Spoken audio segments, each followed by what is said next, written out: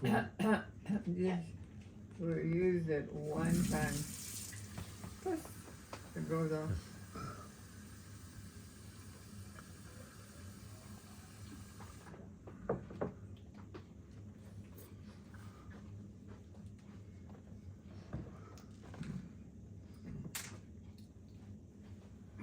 My pills out of the way. All right. So, Grandpa Dan, I've got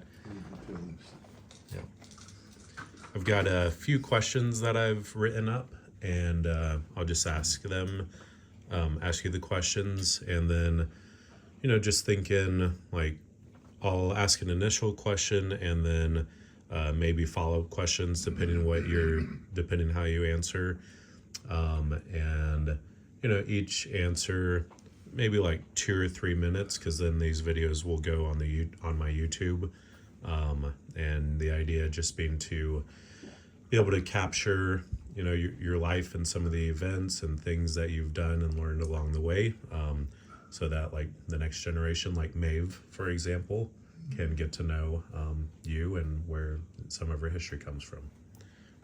Yeah, sounds. All right.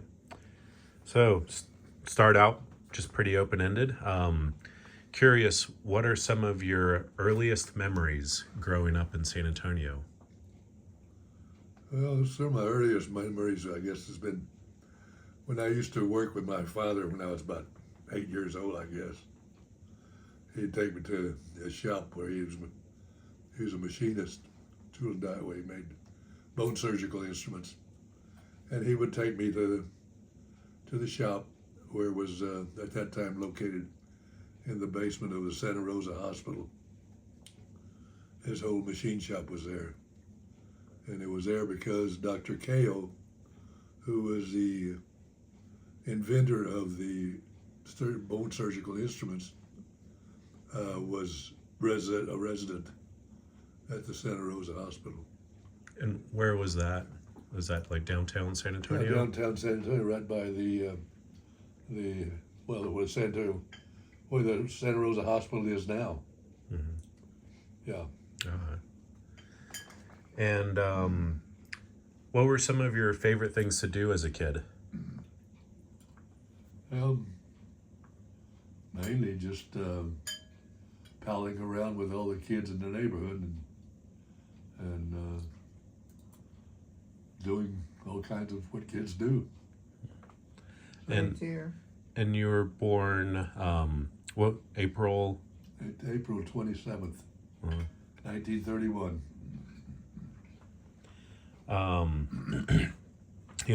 U.S. history, that being, I guess, right in the middle of the Great Depression.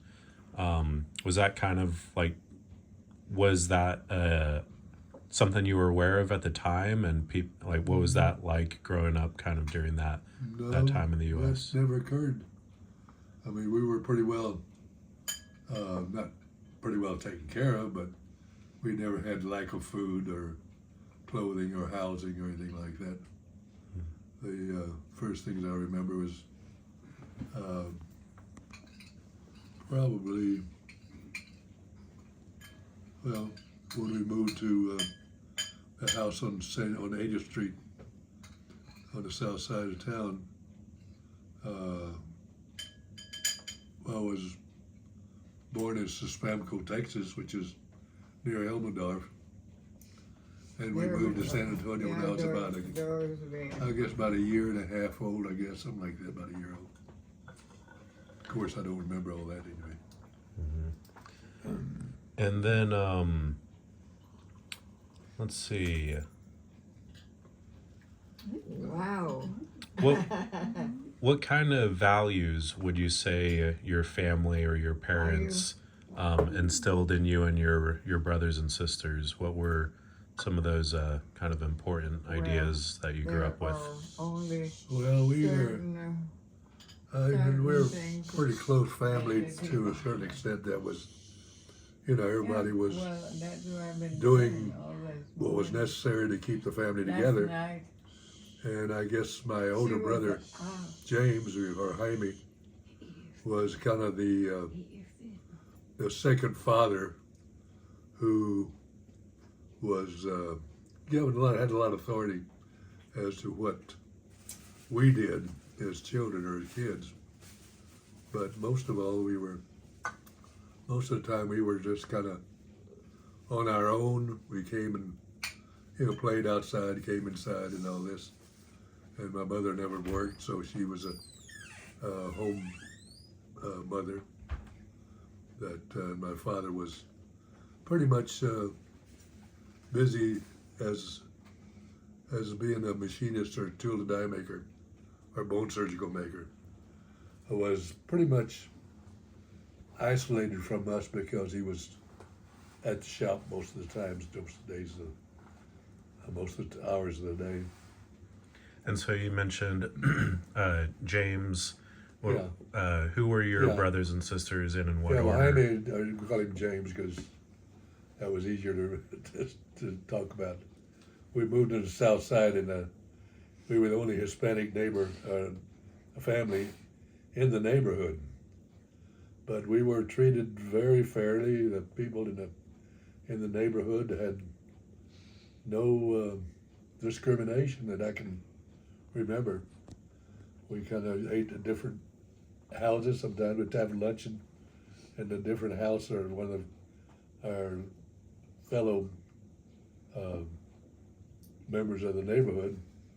We would have times where we'd go eat at their house, or they'd come over and eat at our house, or have snacks and things like that.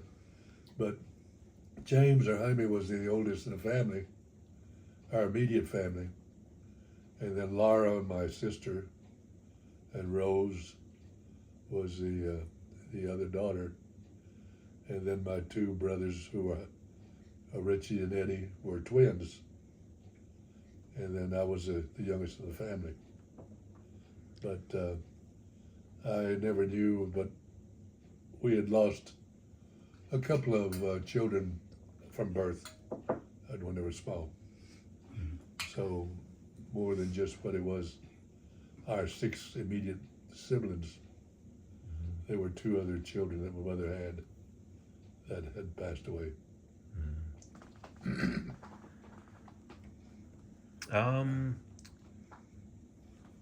What do you remember? What your dreams and kind of aspirations were as a kid, and what you wanted to do when you were growing up? Not really. We didn't think about those kind of things. We were mainly just kind of living from day to day, and just waking up and doing whatever was necessary for that day. And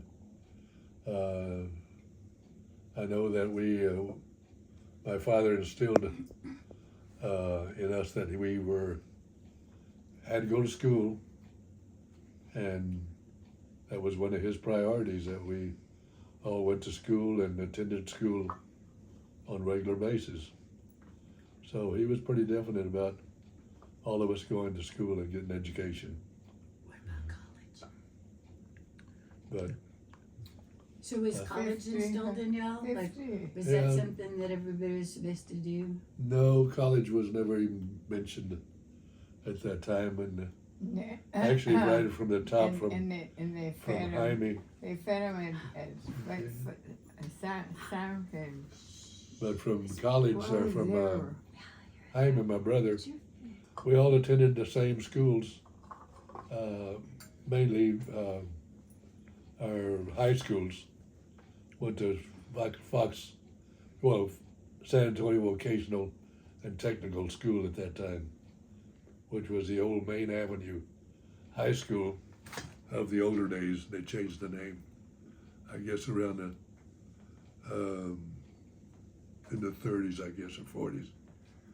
They changed it Changed it from Main Avenue to San Antonio Vocational and Technical School.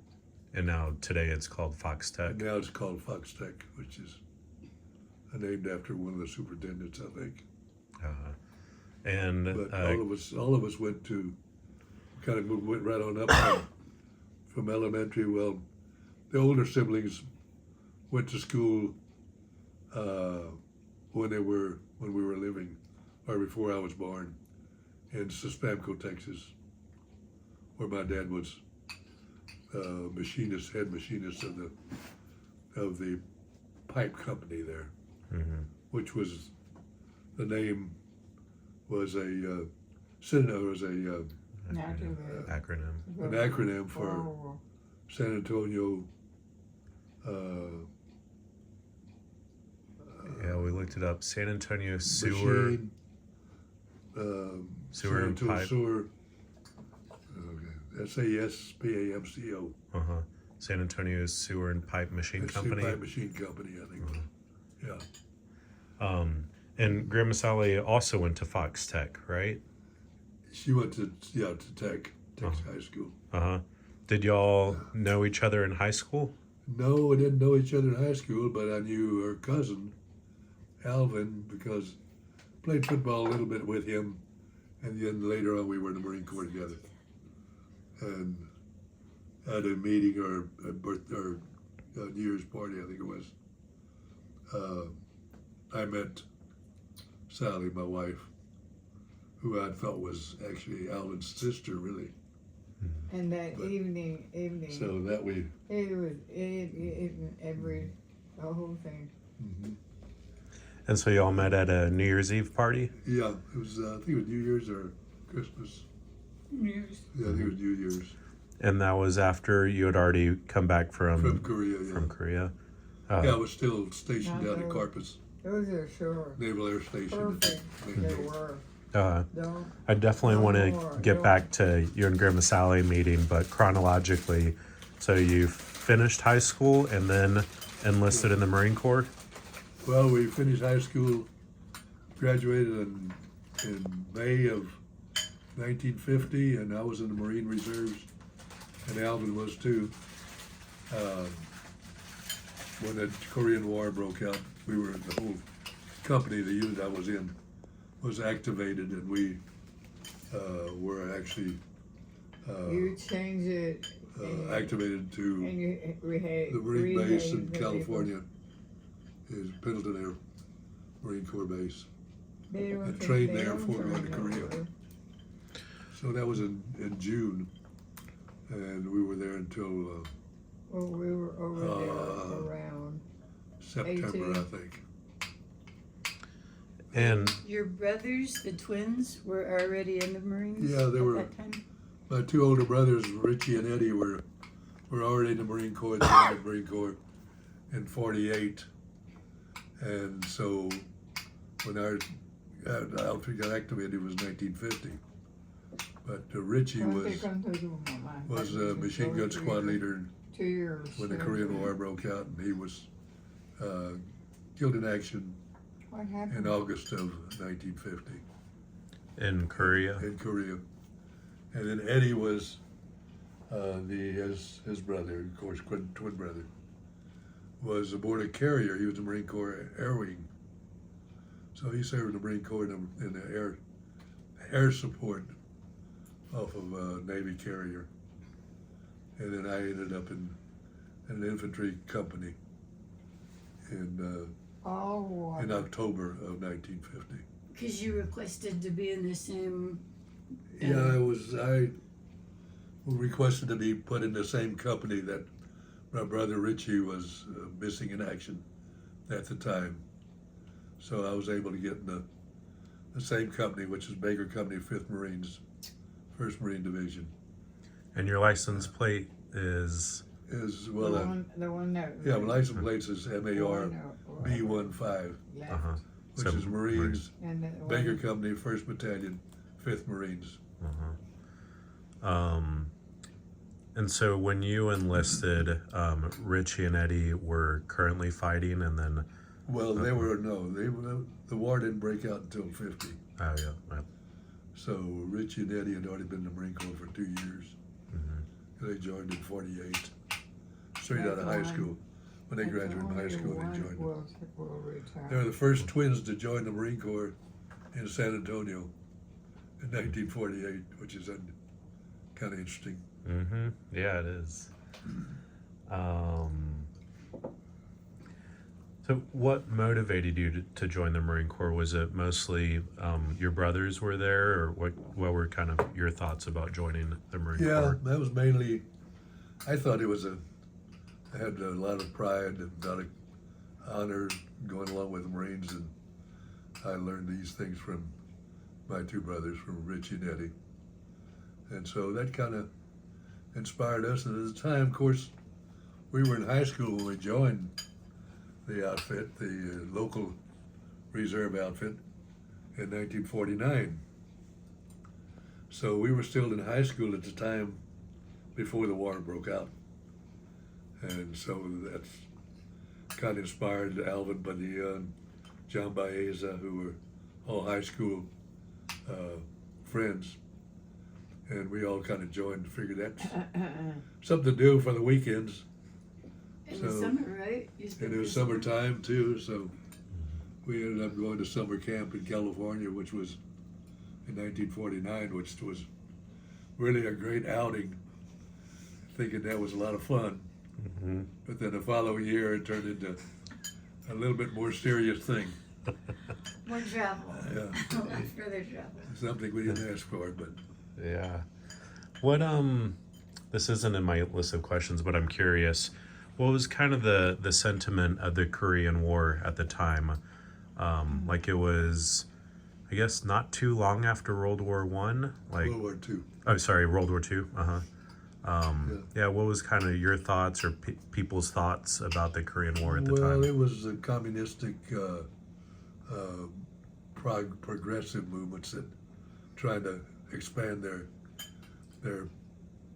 let's say control of other countries, and when North Korea invaded South Korea, a lot of people didn't think too much about the war in the time because it was kind of thought of as like the forgotten war. Although we lost a lot of people, a lot of troops And you see it? in that war because of There it is. the intensity, I guess, of the Chinese. Because when the Chinese came in, we were in North Korea, supposedly approximately 200,000 Chinese came across the border from North Korea to South Korea.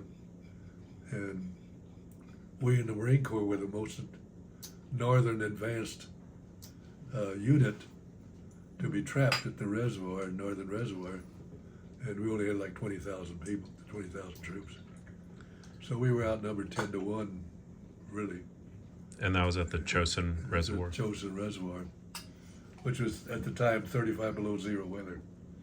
So it was one of the first times the Marine Corps, I guess, was ever involved in temperatures that cold in a combat situation.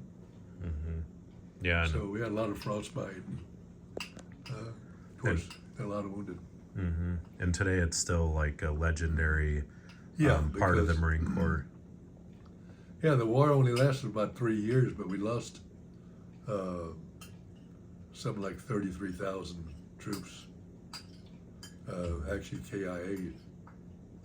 So, in comparison to the Vietnam War, which was like 5 or 6 years, they lost like 50-something thousand in twice as long a time of combat time, really.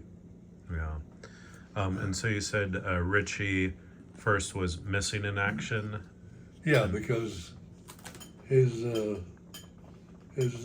machine gun outfit was overrun, and they had to, which is kind of hardly ever happens, where a Marine outfit will leave their dead or wounded, or dead mainly.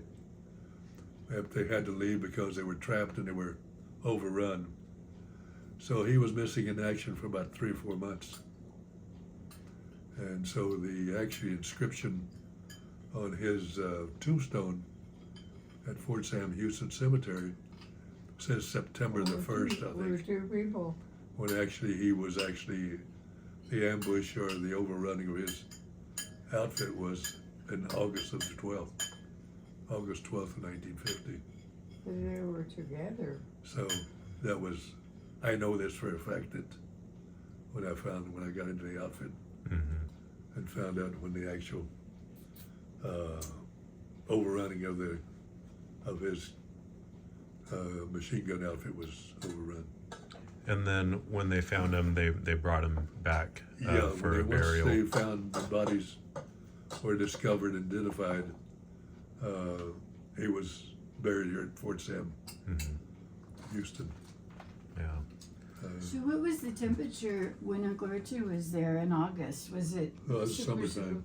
super- Okay, so the temperature was. Oh, it was down south. Yeah, 70s. it was hot weather. Oh wow! So when Yeah, you got it was- there around Thanksgiving. Yeah, there were circumstances involved in his outfit being overrun, in that they didn't have the proper They don't have to walk. what do you call it? The proper Yeah, posts of people in there. being, in other words,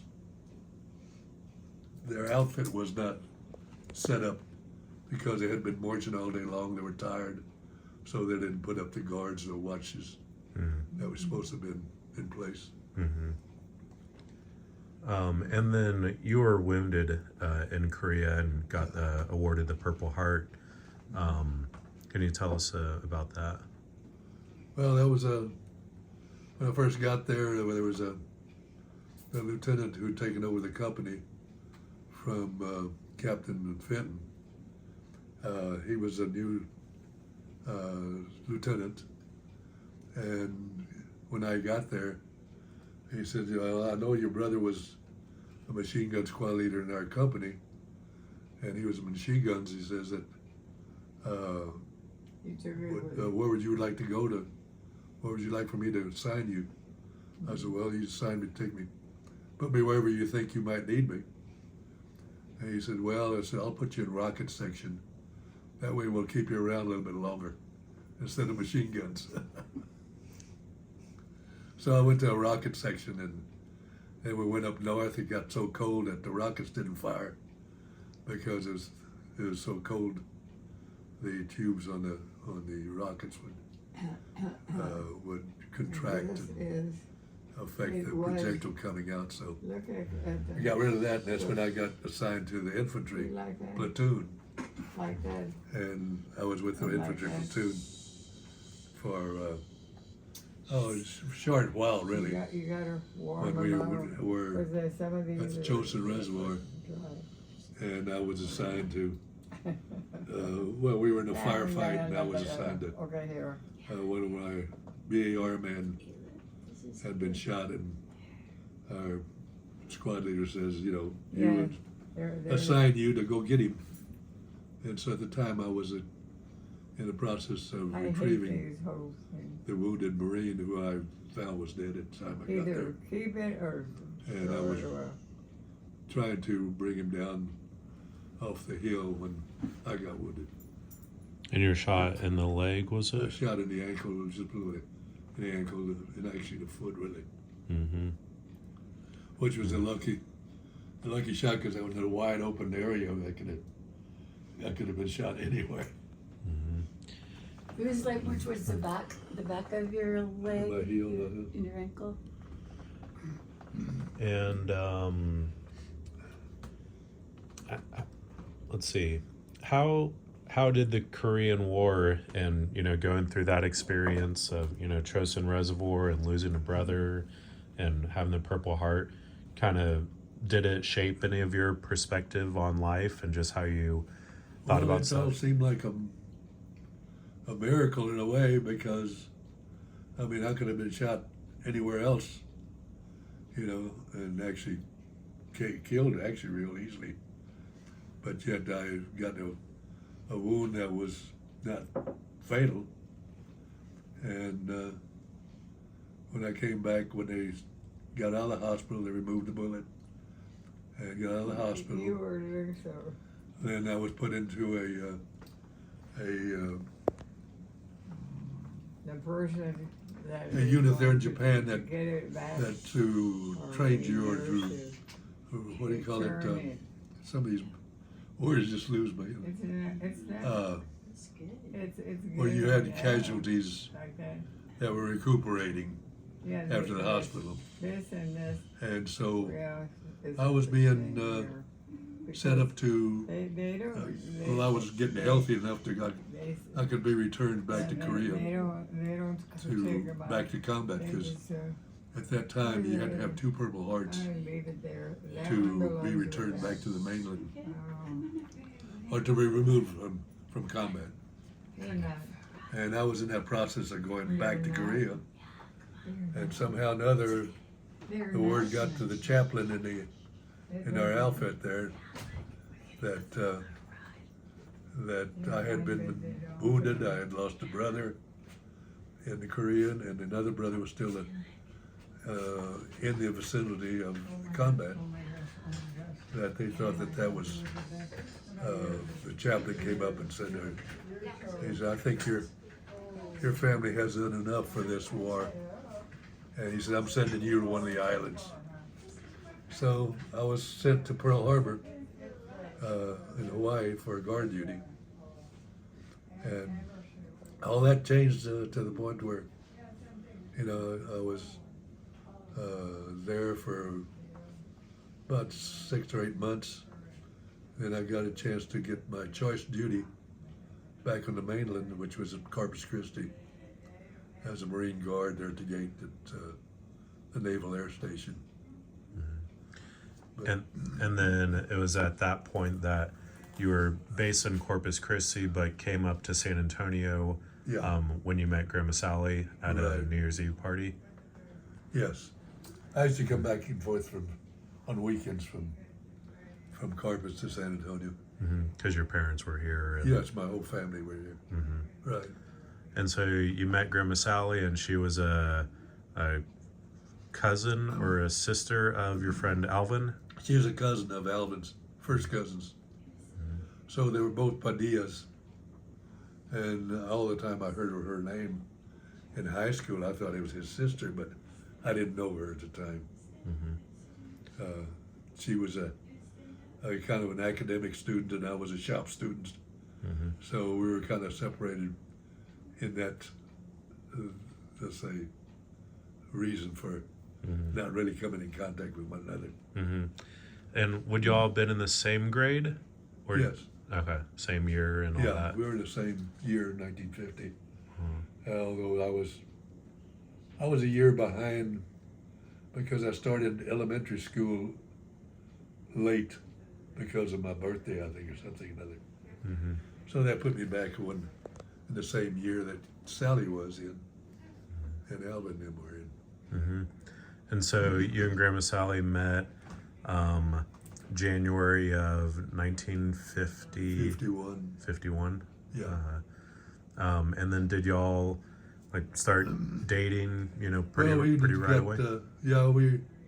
I thought that was a pretty good contact, a good person to know, and I started, dating her, and she was satisfied with being, I guess, going with me.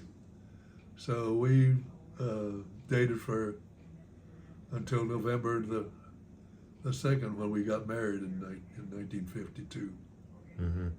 So met in January of 1951, and then got married in November of 1952. No, I'm sorry. Let's go back. Uh-huh. Okay, the New Year's party was the end of 51. Okay. I met her in January, or let's say New Year's of 52. Uh-huh. Yeah. So December 51, January 52. Yes, Okay. and then we dated until November the 2nd of 52 when we got married. Okay. So dated for 11 months. About 9 or 10 months Uh-huh. And then got married. in November Yeah. of 52. Was that kind of, by today's standards, that would be a short, a short window, but was that kind of the standard way at the time? Yeah, in fact, that was kind of probably an extended time for our, let's say, era of dating. Yeah. So it was longer than probably usual. is maybe more common, like 6 months or so, Yeah, probably. 6 to 9 months. Yeah.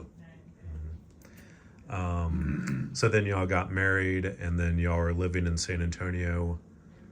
Well, he was living in San Antonio. She was working at Kelly Air Force Base at the time, and I, like I say, was actually released from the Marines, which was I still wasn't active. I didn't have to go to meetings, but was not active Marine at the time that I got released. Well, yeah, I guess that's not really true, because I would still be able to wear uniform. I had to, but I was kind of released from having to go meetings or to be on base. Mm-hmm. And then when did you get discharged from the Marine Corps? Well, it wasn't. It was a discharge, but it was kind of like a. You were still kind of reserved, but you didn't have to go to meetings or anything like that. Mm-hmm. So that actually officially probably was in October of '52, something like that. Uh-huh. And then at that point, you moved back to San Antonio? Well, I was living here at that time. Oh, okay. It was kind of like I had to go. I didn't have to go out. It was inactivity up to a certain time, and then I didn't have to go back to the base. Mm-hmm. It was kind of different in that, because we being veterans of Korea and the wounded veterans, we were kind of released from active duty, but we were still in the Marines. We still weren't discharged, so to speak. I see. Yeah, but since you were wounded, it's kind of a different status. And let's see. So then, when you moved back to San Antonio, were you were working as a machinist for? No, I applied to Kelly Field, and I became joined because of my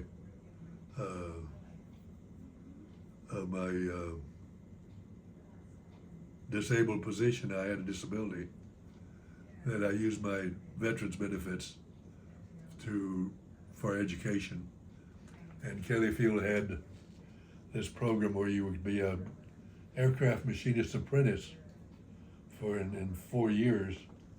You would actually become a journeyman machinist in 4 years.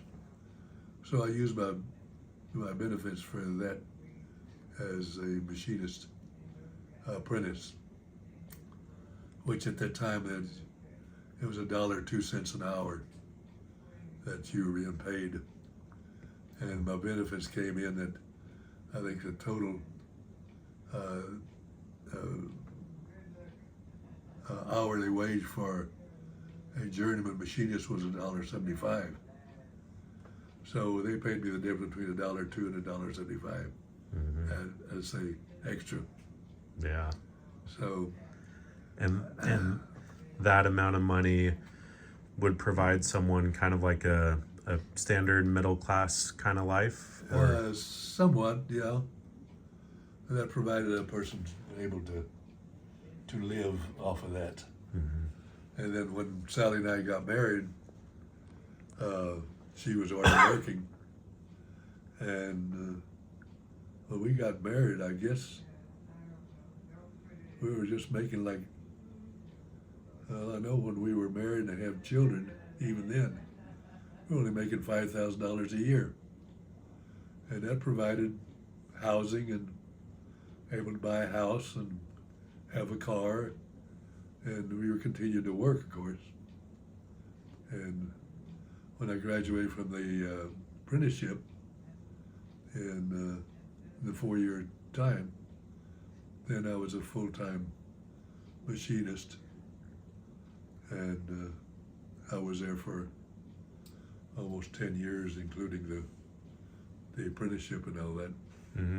And machinist, like you were machining parts for planes? Well, there's tool and die maker. You made tools to manufacture parts. In other words, plastic molds and injection molds and things like that. Mm-hmm. It was a very skilled part of machinist's trade. Mm-hmm. And it was all to support Air Force Yeah, we because were it was still, Kelly. Yeah. We were right at the end of the Korean War. Mm-hmm. So there was still a lot of service people involved in the military. Mm-hmm. So then y'all were living in San Antonio, and then Aunt Debbie is the oldest of your three kids, Yeah, right? our three children were. Debbie is the oldest, Kathy is second oldest, and Danny is my only son, Daniel. And what year was Aunt Debbie born? She was born in 1953, September, Uh-huh. the end of September 1953. And Kathy was born in July the 25th of 1956. And Danny was born in June the 8th, 1958. And so your name, of course, is Daniel Garcia. His name is Daniel Garcia. But- My middle name is Daniel. Yeah, but his name, he's got a middle name. I didn't have a middle name. How you're born with no middle name? No middle name. So Danny is Daniel D. Garcia. In contrast to mine, it's Daniel Garcia. Uh-huh. And still, you don't have a middle name? No, I don't. Yeah. Yeah. Were you named after anyone, Daniel, like in the family? No, not that I know of. Yeah. Okay. Yeah. Let's see. All right. So after the Korean War, you said you used like your education benefits to become a machinist. Is that what they called the GI Bill, or did you? Yes. That is okay. It was a GI Bill. And after spending time there in Kelly, I thought we need to make more money to support a family with the three children and all. So I decided that I thought I would be pretty good because I was very skilled in my hand gestures or hand skills. And I thought I'd be doing pretty good in dentistry. So after almost 10 years at Kelly, I decided to quit. And Sally was, of course, supporting the family, going to support the family. And she was in agreement with doing it, so I quit Kelly Field and started college, which was kind of a difficult thing to do back in those days because I did not have any kind of scientific training or anything in sciences, so I had to hit the ground running, scared, so to speak. But everybody, my family and all, had a lot of encouraged everything and supported me. But there were friends of mine who said, "You'll never make it. You'll come back to Kelly Field." And so I think that was one of the things that made me determined that I was not going to go back to Kelly Field. So prove them wrong. Yes. So where did you start? Because you had to start like at the beginning of college to then get to dental school, right? Yeah, I had to get all the requirements. Yeah. They had certain requirements that you have to have at least 2 years of college with all the requirements to be accepted in dental school. And so I took a lot of those courses at Santoy College to begin with, and I had a little bit over 2 years of course, and I knew I had to have my grades had to be in the upper at least, and the B averages at least, maybe not an A student, but at least B student, and I was able to accomplish that. And so I was accepted to dental school after a little over 2 years, which was kind of unusual too, that they usually don't do that very often. Yeah, that's what I would think. So they accepted me after 2 years of college. And so you took those classes, the 2 years, at San Antonio College, the one where the Yes. current campus is down by San Pedro Springs Park. Right. Uh-huh. And And at then, that time it was a very small college. That was back in the 60s. in the 60s by that point. Yeah. And then, where did you go to dental school and what year did you start? Well, I went to dental school. I was accepted to dental school. There were only 2 dental schools at that time. One was in Dallas and the other was in Houston. One was University of Texas, the other one was Baylor University. So you didn't have much choice of which schools you want to go to. So I was accepted at the dental school in Houston in 1963 And so you went to dental school in Houston for for 4 years. for 4 years. Yeah. And then where was Grandma Sally working at that time? At that time, well, she was able to. Went to Houston the first 6 months by myself, and lived in an apartment. And Sally was working at Kelly. But during that time, NASA was being created, so to speak, and she was able to transfer to Clear Lake at the NASA Center there by Houston. So she was living there in Houston with us, with the children, and working at NASA, and I was going to dental school full time. That's cool. So when Grandma Sally was working in San Antonio, she was doing procurement, right? She was a procurement officer and buying or contracting for supplies for Kelly Air Force Base. And then when she got her job with NASA, she was also procurement She was also procurement, yeah, officer. in NASA, which was really quite a good job for her to have a job like that. Yeah, that's awesome. Of course, she's always been an exceptionally smart person. Uh-huh. I often thought, well, maybe she should have been the one to go to college instead of me. she would have done well. Yeah. Yeah, so Grandma Sally helped build NASA because that was at the beginning of That was NASA. the beginning of NASA, yeah. Yeah, wow. That's awesome. But anyway, that was a long time ago, and a lot of things transpired Yeah. after that. And of course, being a dentist, I was able to had a lot of opportunities. When I graduated, I came back to San Antonio to practice, and so I practiced general practice here in San Antonio for almost 10 years. And at that time, they started the new dental school here in San Antonio. And so a good friend of mine who was in charge of organizing the dental school here kept asking me if I would come over to faculty to work in the faculty as a faculty at the dental school. And at the time, I thought private practice is a very difficult business, and it would be nice to be able not to have to worry about the operation of the business and all that. So I could go to dental school, do my job, and get paid on a regular basis. Yeah, not have to worry about the Not whole have to worry business about the operations. Business side. operation, yeah. Uh-huh. So that's what I did. We did that till I retired, and of course, there's a lot of things I did while I was professor there at the dental school. Also, had a lot of opportunities to be able to go get permission to be involved in other things. Such as? Well, while I was there, I applied for a national recruitment for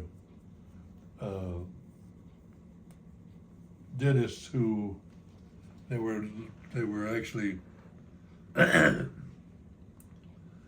recruiting for a program that was being established in the Pacific for a continuing education center in the middle of the Pacific, where the people who were practicing dentistry on these islands could come to a center and get training there and not have to go to Singapore. They were going to other places that they didn't like to go to because it was out of their environment. So I was one of 3 people selected nationally to run this program out of the university. There was the University of California who was in charge of the program. So, And is that when that's Pohnpei in Micronesia? yeah, that's when I was accepted and I went to the island of Pohnpei, which is in the center of the Pacific Ocean. And my wife and I spent 2 years there. Sally was able to take a leave of absence also, and I took a leave of absence from my job at the dental school, and they allowed me to go for the 2 years to run the program. Mm-hmm. What years were those? That was 1980 to 82. Mm-hmm. And at the time, at the end of 82, came back to the faculty at school. And of course, during that time too, I was able to do missionary work in different parts of South America or Central America and Mexico and other places later on. I did the missionary or did volunteer work in Israel and had opportunities like that to do things while I was faculty member. Mm-hmm. And during that time too, I loved the islands because I spent time there, and I applied for to get a license to practice in Hawaii, which is a very difficult license to obtain because of the strictness in their exams. But I was determined that I could do it. So I took the board and passed the Hawaiian board and practiced over there for about 6 months.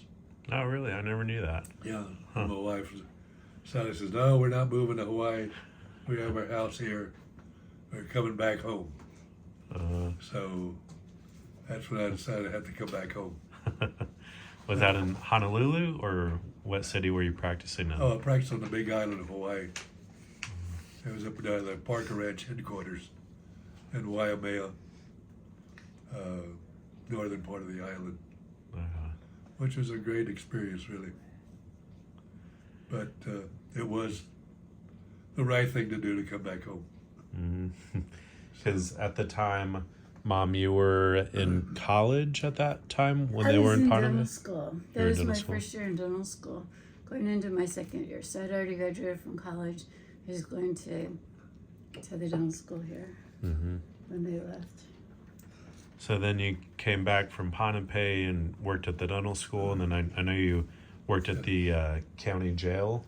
Yeah, well, during For a that while. time, when I came back from Hawaii, that was in '85, I think. Back to the dental school, and at that time they were setting up a program to have faculty at the local Bear County Jail to treat inmates.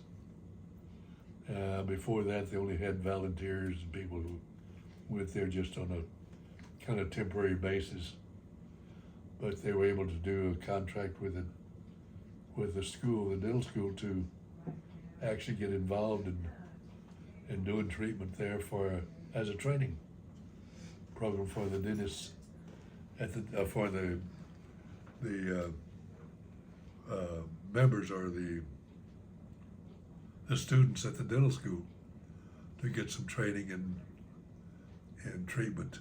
Oh, okay. I see. So I ran the dental program at the county jail as a student, as faculty at the county jail. Oh, okay. I never realized that. So you were employed by the dental school working at the jail? At the dental school, at the county jail. Oh, okay. So And then, I did that for almost, I guess, 10 years, 12 years. And then I retired from the dental school, and then I became full-time director at the county jail and treating the inmates there at the county jail. Mm-hmm. So how old? And actually, I have a note from my co-producer over here saying you're the only Hispanic in your dental class. No, there was 5 of us out of 100. Oh, okay. So And most everyone else was white in the class. Only one. There was one black student, and but it was kind of question was why they accepted him dental school, because he was blind in one eye. But he was exceptionally smart, though. I mean, and he struggled for a while, but he did graduate from the dental school. Mm-hmm. But I was only one of 5 Hispanics. Mm-hmm. And then, so you were working at the director of the jail from what years? And then was that your last job until you retired fully? I was the dental director. They had never had one before that. And they got it organized to the point where we had a dental team. We actually had assistants, quite a few assistants. And I was able to recruit one other dentist to work with me. So there were 2 of us at the time for quite some time. As just 2 dentists doing the treatments at the county jail. Mm-hmm. And I did that until I retired in 2014 because of health situation. Mm-hmm. So I was there from 97, I guess, to 2014. Yeah, that's a good run. Yeah. And I know a lot of other stuff has happened along the way, of course. Family things. So I guess to kind of, talk, a little bit about that, but just kind of some of the reflections of your, whole life, which you're 90, how old are you today? 93. I'm 93 years old. Yep, and it'll be 94 in April. Yep. So what are you, what would you say you're most proud of in your life?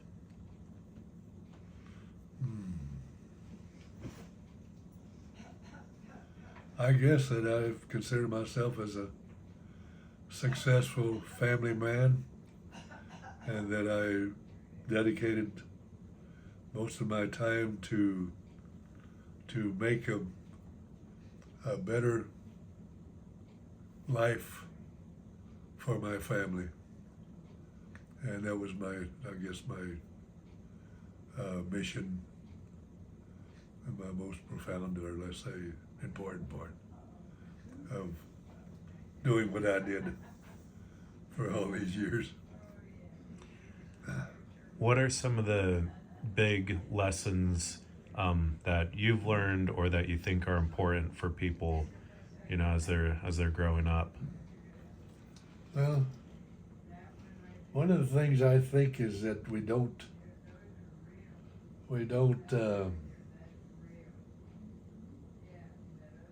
realize how important your life is while you're living it. You're taking it for granted, and you just live, I guess, from day to day, and think back about what your accomplishments were and all that. And you get to be 93 years old, you start thinking about all the things you missed and the things that you should have thought more of at the time. But I guess that's not unusual to think that way. What do you think some of those things are, like, specifically? Is there anything that you think of? Well, I think about what time spent with your children, that you get too much involved in what you're having to do, on what you're doing, and you don't think about that much about the everyday occurrences of your children or your loved ones, whatever ones you want to concentrate or should concentrate on. But now that I think about it too, of course, I think about all the things that I missed by not really thinking at the time. And like one of the things I think about, my wife, Sally, loved to dance, and I was not a dancer. And she loved to dance, and she came from a family that loved to dance. And I feel kind of just that I was just thinking that that was not that important to, you know, think of dancing, but that's what she liked, and she kind of gave that up to a certain extent for being a mother or a family and a wife. So those are kind of things that I think about nowadays. And of course I have a lot of time to think now. So that's kind of a, no real regrets that's to that extent. But Yeah, you kind of just get wrapped up in all the stuff that you have to do. That at that time is, and then you think about it later when you have more time to think, I guess. You think about all those things. So one thing that you have a perspective that none of the other brothers or sisters, because you spent a lot of time with your dad. Can you tell a little bit about Grandpa Manuel and his life and how he came from Mexico? And because that was real different back then. Yeah, my father was he was a black sheep of the family in a way, if you want to put him down as a black sheep, because he was more adventurous and he did things that his brother or whatever brothers that he had. I only knew one brother, and I met him, and he was in Tio Enrique, and so he was the only one I actually knew. But my father was a very adventurous person, and of course had family from a previous marriage, and then had our immediate family. But he was a hard worker. He worked all his life and did all the things that were necessary for taking care of a family. And he was not very loving type of individual. But I always knew that he loved us because he would come and just show his love by his actions. And the only thing I really remember is that we never had really hugs from him. Which he said un abrazo fuerte. What does that Until mean? he came back from Korea, I think. Like to have a big hug? A big hug, yeah. When he came back from Korea, I think that was one of the first things that, losing my brother Richie, I remember him giving me a real hug, a firm hugs, But I always knew that when I was a kid, if we were sick, he'd come around and he'd kind of, how you doing, and kind of give you kind of feelings of kindness and loving, like that. But he never was a real big hugger of showing a lot of emotion. But that was him. But he was a good father and a good person. Mm-hmm. And where was he born? He was born in Mexico, in right outside of Toluca, which is a suburb or kind of area around Mexico City. Actually, I think it's Zancanputec. I think is the name of the little town. But he was born of a fairly wealthy, not wealthy, but fairly well-to-do family. He was raised mainly by his grandfather, which I never had a story as to why. But his grandfather mainly raised him and educated him, gave him quite an education. He had a formal education, and but was always kind of the adventurous person. He'd run away from school and stuff like that. And So, did you know your grandparents on his side growing up? no, I did not. Yeah. Never knew them. He'd always get pictures of him and of his house that he was raised in and all that. And he'd always refer to that house as his abuelo, his grandfather. Never mentioned too much of his father, but I know his father was around in his life, but no, was not raised by him. And then when did he move to San Antonio? Well, he moved to Laredo first. Uh-huh. He was married and had a family in Mexico, and I don't know how the chronological occurrences, but he moved to Texas, I think, after he was divorced or something. But he did got his family up to the U.S. and up to Laredo. Got all the family moved to Laredo, and that's where he was working as a machinist in the area, and that's where he met my mother, who was a widow, whose husband, Jose Silva, is where I have half brothers who are on the Silva side of there in Laredo. So, and that the Silvas are half brothers on that side is my older sister, half sister, Josie, and then there was Jose and Juan and Albert. So those are the children of the Silva side.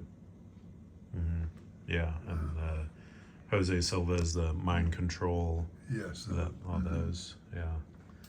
And my mother's maiden name was Ramos. So that name, Ramos, goes way back in Texas history too. I think it goes back, studied back to the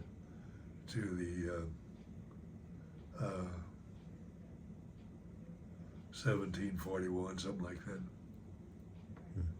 It's a long history of the Ramos family. Mm-hmm. Like even when people coming over from Spain, like that, Yeah, I think that one of the Ramoses were one of the first European or Spanish to come into Texas back in the 1700s. So they had a long history. Well,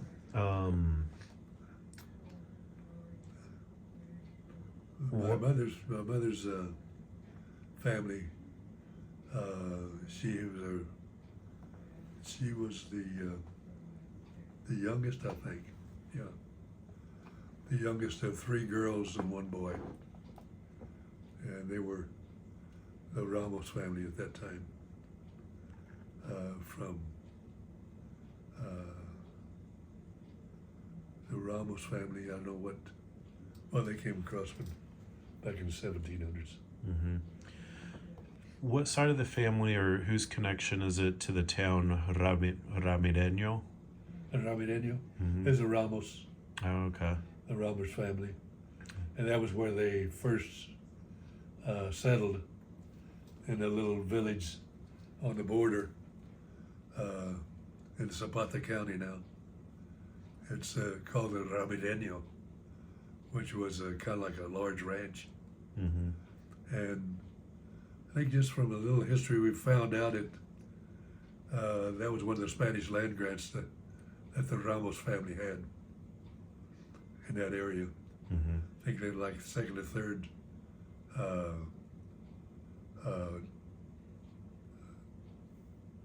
plot of land that was given to families from the Spain, Mm-hmm. from the Spanish ownership, I guess. Yeah, Mm-hmm. And so that connection is through your mom's side. through my mother's side Okay. of the Ramos family. And what was her first name? My mother's name was Isabel. Isabel. Yep. Yeah. Because I remember my mom saying Grandma Isabel. Yeah, That's Isabel, and her maiden name Ramos, was Ramos. He was and then Ramos. her first husband's last name was Silva. Was Silva. Uh, And I think she had something like 13 children altogether yeah, between the two. between the two families, Wow. and a couple of that passed away before. Mm-hmm. In childhood. Mm-hmm. Well, let's see. She was quite a family, quite a person. She was a loving mother, a very beautiful person. Was kind of the, you mentioned your father being, loving, but not, not very affectionate, I suppose. Yeah. Was your mother like the affectionate one and kind of created that? She was an affectionate one, and I was probably, being the baby of the family, was treated quite different in a way, with more affection, I guess.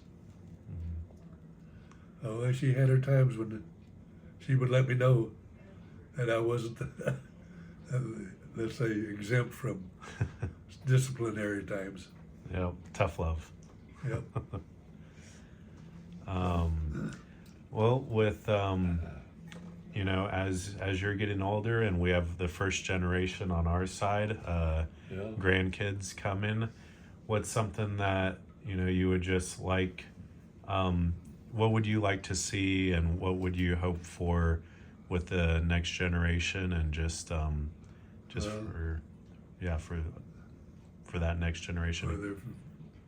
I pray most of the time for all the family, and I pray that they have a beautiful future, although times right now it's hard times. And you look at scriptures, it's not unusual for hard times to live through hard times and experience hard times.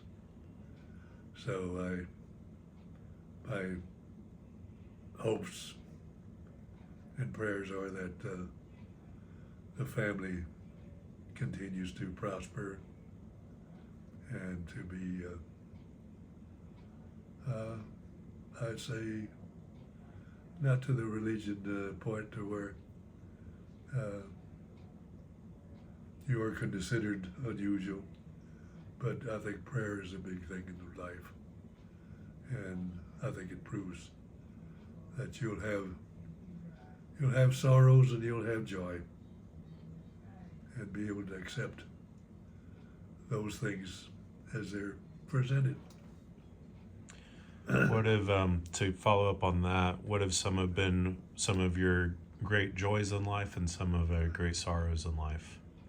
Well, the great sorrows is my son, who was, I think, and I know for sure that he was wrongfully convicted for the crime they say he did. And I definitely believe that he was innocent. And that's when my sorrows in life, and the loss of other loved ones like Daniel, who is a beautiful grandchild. But we have more time to think about those kind of things nowadays, and as you get older, you do think about all the things it could have been, and it's not what other people have, but it's what you have in your heart for your loved ones.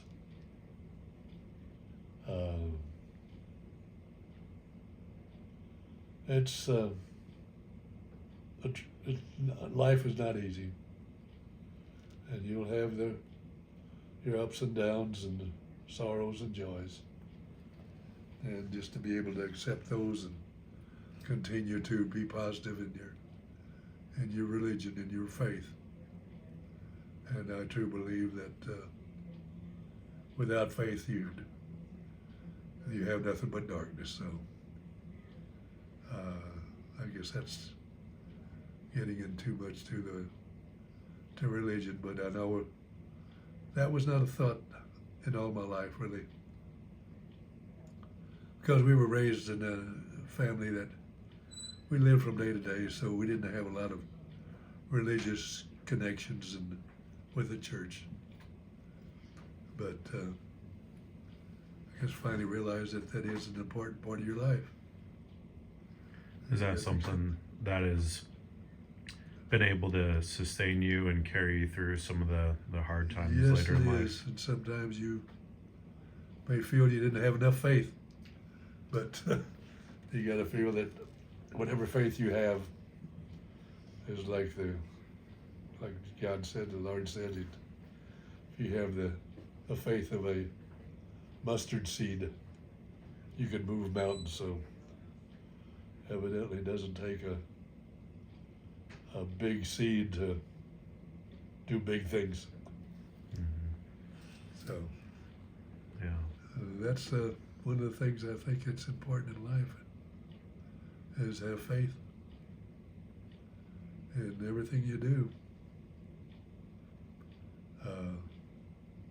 And there's some regrets in your past in your life, but I think all the blessings overcome all those things. Mm-hmm. Because I never would have thought that, when things happen, and I think about it now, that why did such and such thing happen?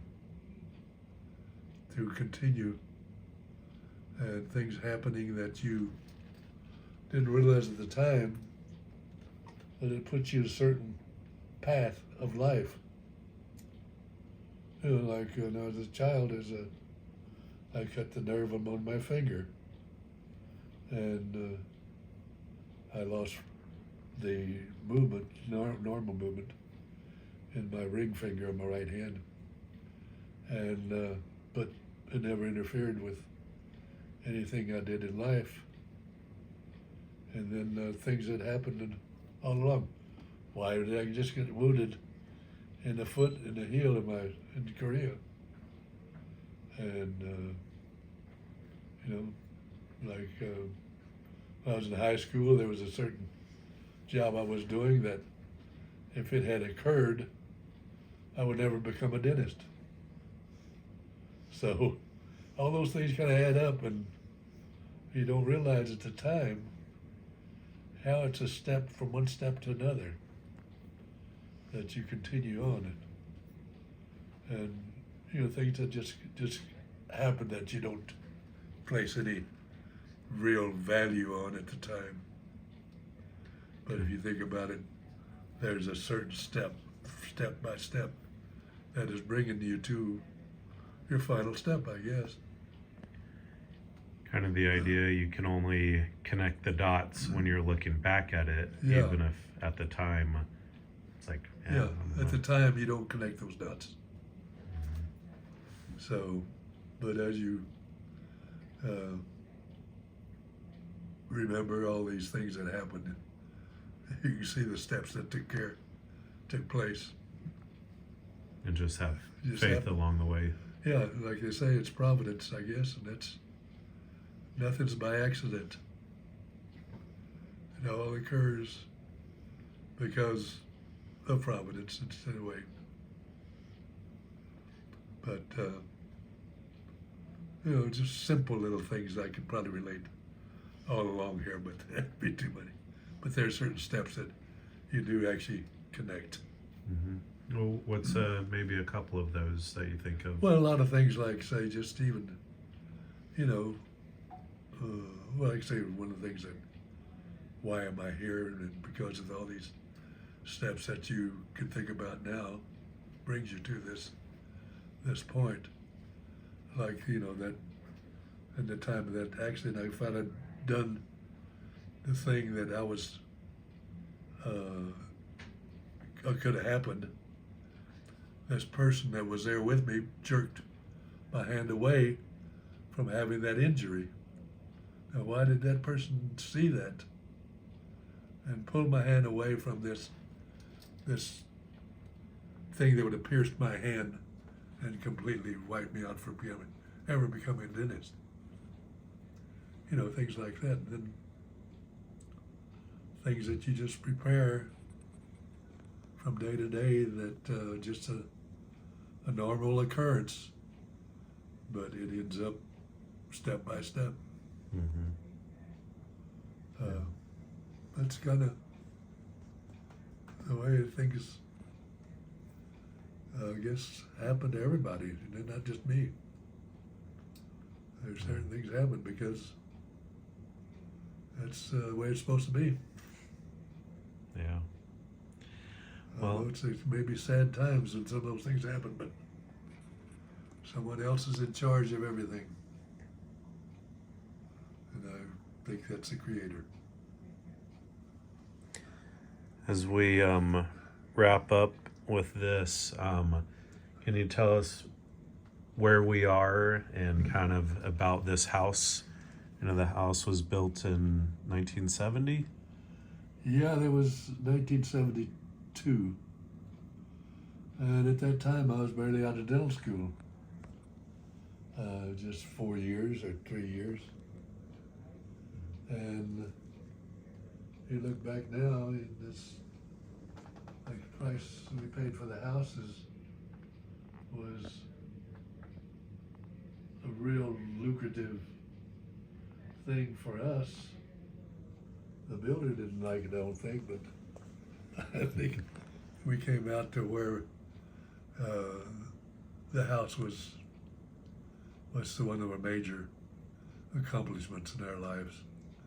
And of course, without my wife, Sally, it wouldn't have been possible, because she was very knowledgeable in doing things, and very, very intelligent. And now that like the saying says, her burden of her years are set down now, so you can't think about how it was, because that's not the same person. As she's there and life, but to compare her to now to her, what she was in her peak of her livelihood.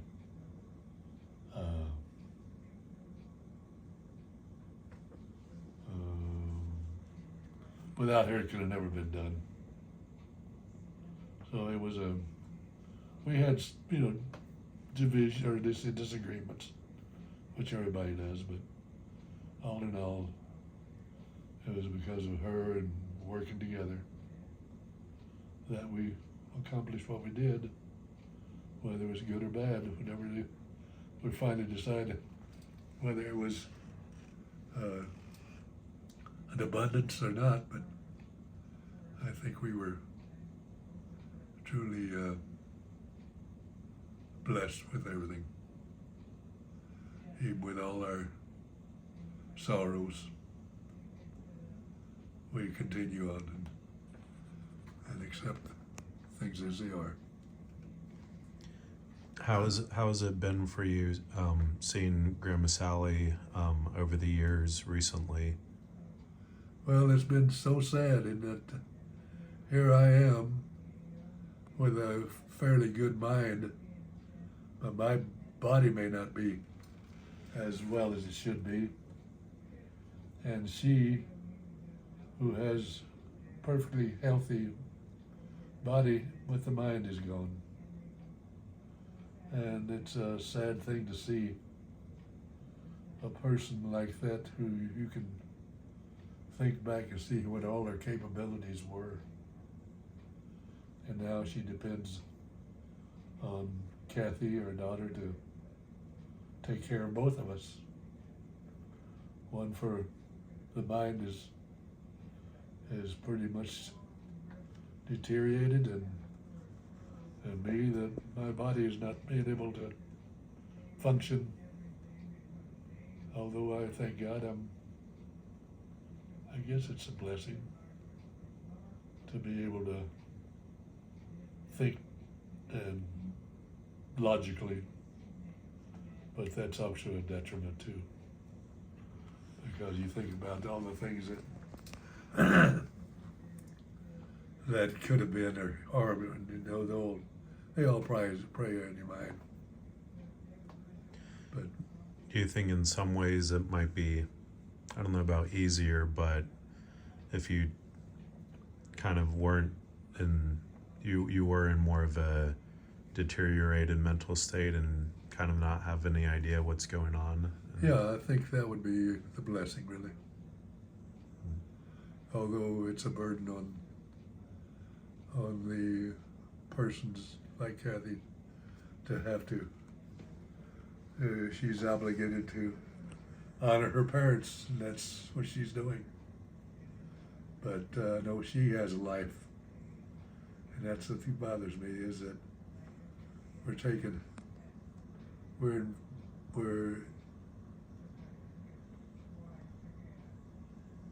I was saying,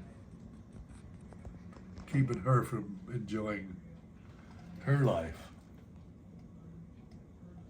by our dependence. And I think about a lot of times that what would be the best way to go? Would it be better if my wife goes first or I go first? You know, now think about the both conditions as how it would be. Or my greatest thing is take us both at one time.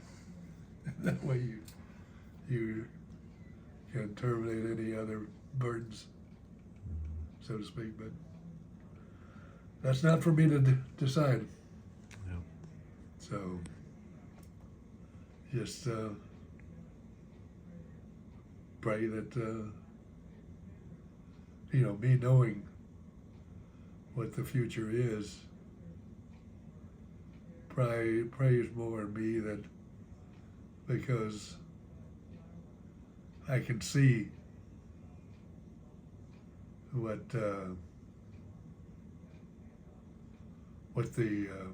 final output is, or the final situation will be, where she doesn't and I do. And I think it'd be more of a burden that if she goes first, I got my thoughts, I still can think about all those things that I know I will miss her and all that, but Yeah, because it's, those are things that you have no control of. yeah. And like they say, that old saying is, what is it? Give me the serenity to accept those things that I cannot change, and the courage to change those things that I can, and the wisdom to know the difference. So that, I guess, is one of the things you have to really concentrate on, or take a judgment on, and that's it. And you mentioned my mom and her, taking care of y'all, even if you feel, I think you said you might feel guilty, but also, just being thankful for it that you do have someone like that. We give thanks every day and every minute of the day for her presence, and I pray for her to live a long and joyful life for all of you, all our loved ones, all the loved ones and the family. So that's all you can do is live and accept whatever happens. Yeah. And know we play a lot of religion into that, but I think it's been here from the beginning of time, and it'll still be here.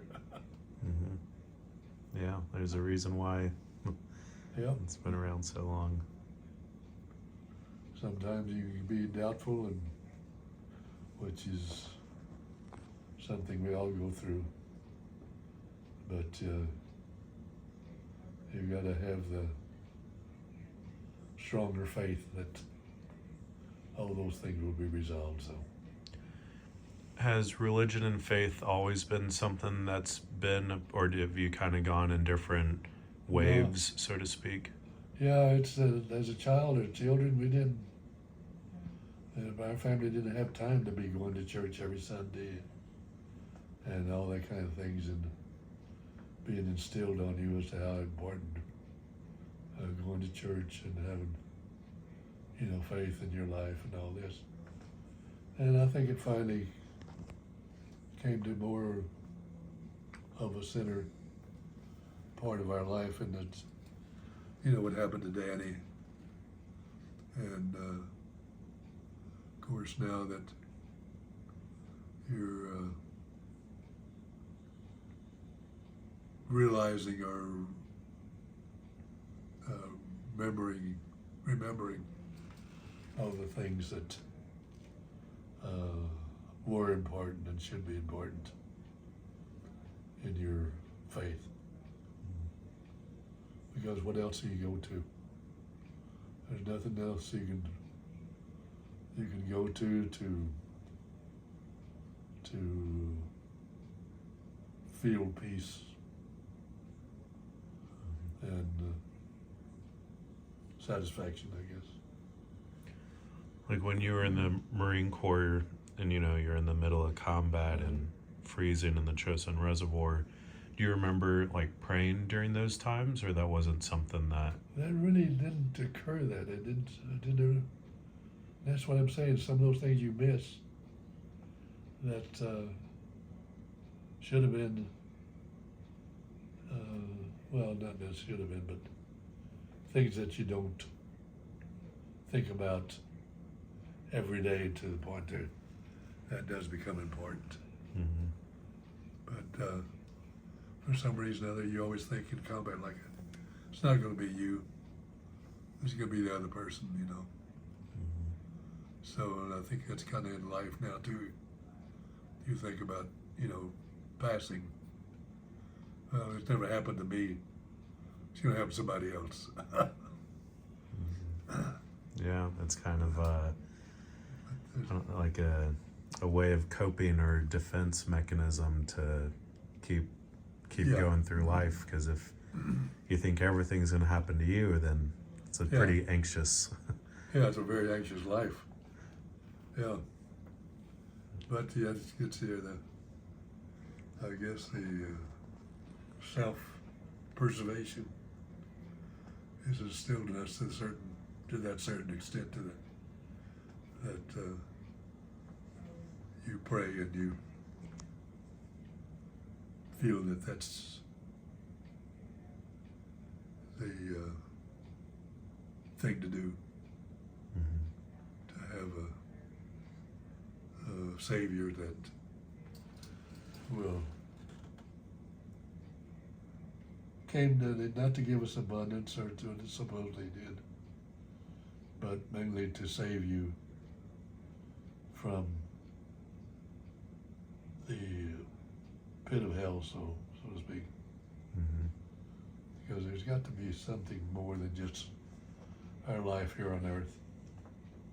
What other reason would you be here for? Just to satisfy yourself, or what you here to do good? And I think it's just a testing of your individuals as to whether you're worthy in continuing on in another life. So I don't know. That's what it's got to be. But other than that, that's we got it. The whole thing here. Yeah. Well, any closing thoughts or words or ideas that you wanna share here at the end? Well, I just pray and hope that the family and all our loved ones experience joy in life and be aware that there are decisions that you make now that will affect you way years later. So another saying is profit by your present experiences to be used in the future. So what you're learning now, it can be used in the future, not only physically but mentally.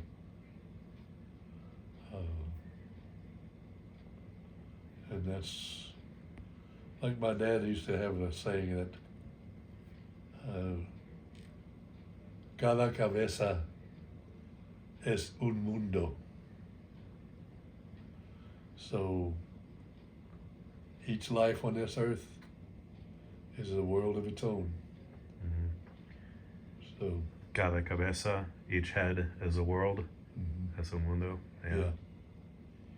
In each mind, each head, there is a world. Yeah. And maybe the end of the world is in your mind only. Yeah. But I thought that was kind of a very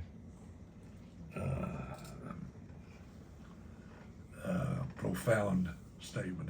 Or probably wasn't his, but it's probably around for a long time. But I remember he'd say that at times. Mm-hmm. Yeah, and even just the idea that something that can feel like the end of the world in your mind one day, a week or a month or a year or how many ever years, doesn't make that experience less, but it can help you see it in a bigger perspective. Yeah, that you're not by yourself in a way. You're in a worldly situation because you're alive, and your thoughts and your actions. Yeah. All right. Well, thank you, Grandpa Dan. Well, I hope that's some insight as to Yeah. what we have experienced. And I hope and pray for Gabe and Siva and their beautiful daughter, Maeve, that they have a beautiful and happy life. Yeah. As I do for all my children, or all my loved ones. Mm-hmm. And also you, Russ. So it's Ian. I pray for Ian. I pray now that Ian's traveling, that he gets here safely and home safely. Sorry. Yeah. And like I pray for all our children, all the time. Yeah. And thank you so much for this chance to relate some of my experiences. Yeah. And I know you will put it in the right context, although I kind of did a little blabbering here for a while. It was great. Okay? And thanks to Mom for all you do also. Oh, thank Yeah. her. She is our godsend, I think. Yeah. Because another thing, like say steps again. I mean, when we decided, or I thought about, they're moving here, moving the trailer here. And I thought, that is the most stupid thing I've ever done, I think. And then they come out that it was a God-sent thing that she moved here. I mean, those kind of things are things that I was talking about. There's steps along the way that happen that you don't realize. The exact time. timing of that too. Yeah. It's, I guess, like you say, providence. So, nothing by chance. Yeah. Okay, All right. Thanks, y'all. thank you. And cut.